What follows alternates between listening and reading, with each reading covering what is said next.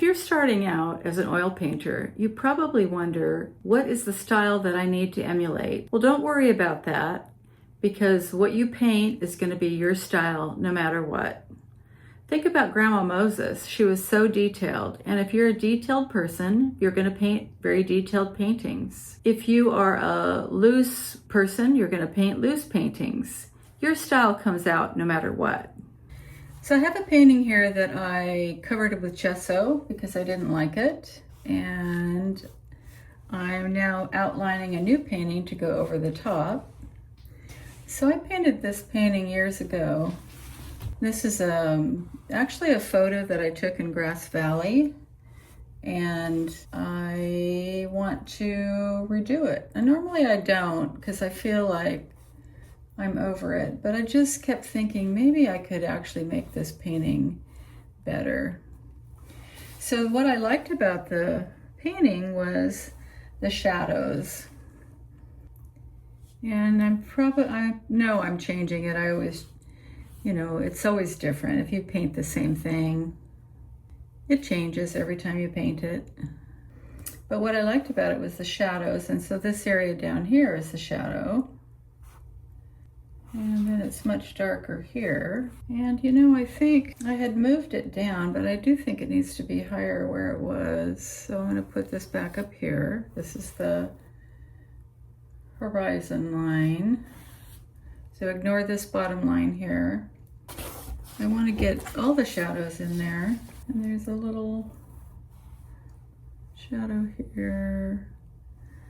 And then there's just some light right there. And then this, of course, is a mountain. It's not quite this high, but I'm making it higher. And then I made these trees actually a little bigger than they are. And right here is shadow from the tree. I made a purplish mixture here. And remember, you're basically wanting to cover the entire painting first. Don't worry about 100% getting things placed where you want it. As a learning exercise, some people will tell you to paint master copies like Van Gogh. They feel like it helps you learn, and I suppose it helps you to learn about those artists. But the more you paint in general, the more experience you'll get, and the more you'll fall into your own little groove.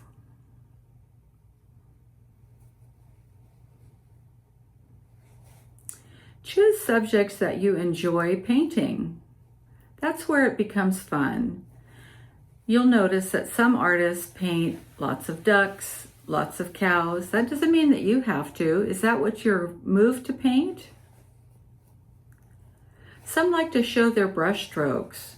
You may be that kind of painter. Maybe you like brush strokes. Maybe you like smooth paintings. Maybe you like everything blended.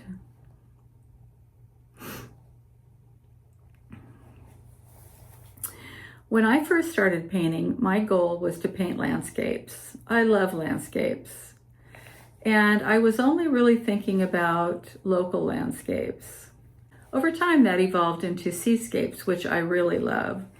That was actually my original goal, is I wanted to learn how to paint water. And I found that so difficult. But now I kind of feel like something's not right if I don't have water in my scene. And that's really easy to do with a seascape.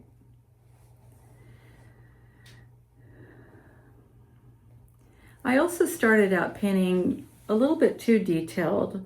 Like every branch, every rock, I had to have it just in the space that it was in the scene. And over time, I learned to edit my paintings. So if a tree was in the wrong place, I'd move it over.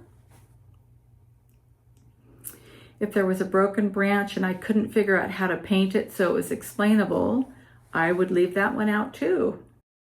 I also learned, and I'll show you some examples of that. Like, for instance, one time I painted the sky. It was a beautiful sky. What was below it was a bunch of buildings that were near my work, and that was not attractive. So I tried to invent the scene below, and I wasn't entirely successful with that, and I'll show you that picture. And another time I went to Grass Valley and I was painting a scene of the trees up there, which I really liked, but there was nothing near it that was nice. And I tried to invent that, and that didn't work out either. I was advised by my mentor to try painting still lifes. And you'll hear people tell you all the time, paint from real life. And if you don't have any nice scenery around you, still lifes is a good option. But somehow I just thought still lifes were extremely boring. I didn't really want to paint them. Over time, I did try some still lifes, and some of them are fun. I like whole pieces of fruit. I find grapes are difficult for me. I also find that I can't really find the ingredients for interesting still life very easily. It just doesn't flow with me. I also struggle with draperies and cloth, so a tablecloth, napkins, that kind of thing, drapes hanging in the background. Okay, so I got the sky in because I felt with what I was going to do with these trees, it's going to be very difficult to get the leaves and stuff in. Also, you notice there's still some paint from the previous painting here, but I think it's just going to give us some texture. Personally, I prefer painting from photos. It's easier. I get distracted in plein air. If I see a branch over there that I want in this, I try to bring it in, and then my borders are not right.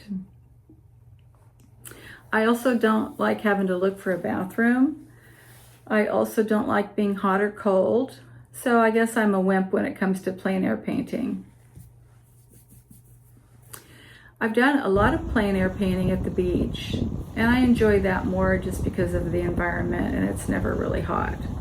I do feel that painting from life does benefit you, but you'll notice that the light changes all the time. 2 hours after you start painting somewhere, the light is completely changed. And it's really the shadows and the light that make a painting. What you need to remember is photos are very flat, and they make the darks look darker and the lights look lighter. And so you have to keep that in mind and adjust.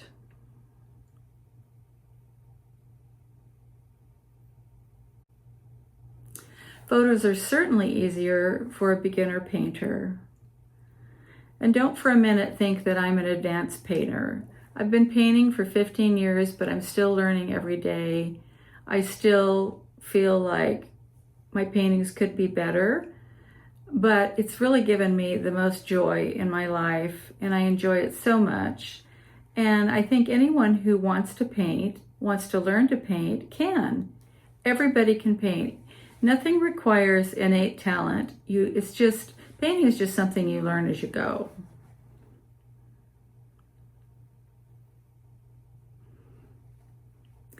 Growth comes over time. So you'll get lots of instruction from people telling you what to do, what paint colors to use, stick to a limited palette, grid your panel. And gridding is very useful when you first start painting, so you know where to place things.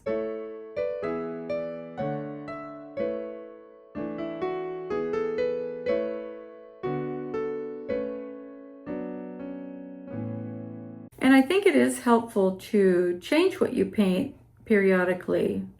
What I've started to do is change my focus at the beginning of the year. So a couple of years ago, I was getting kind of frustrated with the same old, and I started painting figures, and I really enjoyed that. So I would mostly put the back of people because I haven't done portraits yet, and I'm not good at faces. And I'm also not good at abstract paintings or impressionistic paintings. You know, sometimes you'll see pictures where they've got a face, but it's just kind of one color, and you're supposed to assume you know what you're looking at, and you can, but I don't feel like I've quite got that down yet. Occasionally I've painted animals, and they are kind of fun. I'd like to paint more, but I don't really want to be known as a duck painter or a cow painter. So I try not to do too many. I just try to branch out. I try to make it interesting for myself.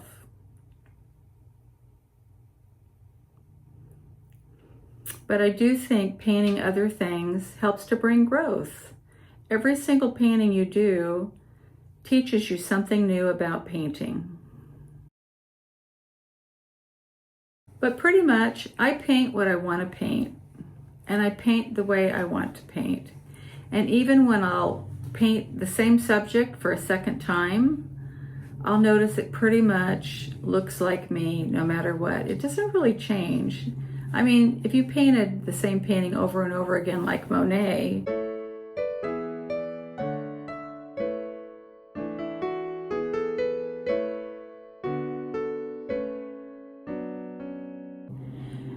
you probably would see some differences over time, and there's nothing wrong with doing that. I mean, obviously Monet was great,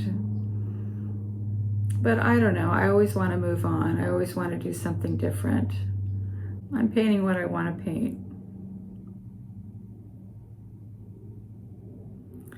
Sometimes I'm just painting something to make a video, and I think, not really sure what anyone's interested in. I do think I have some things to share. I hope you're finding these videos useful if you're a beginner oil painter. I always look forward to your comments, and I hope you will send me questions, and I'm always happy to critique something for you if you'd like. Happy painting!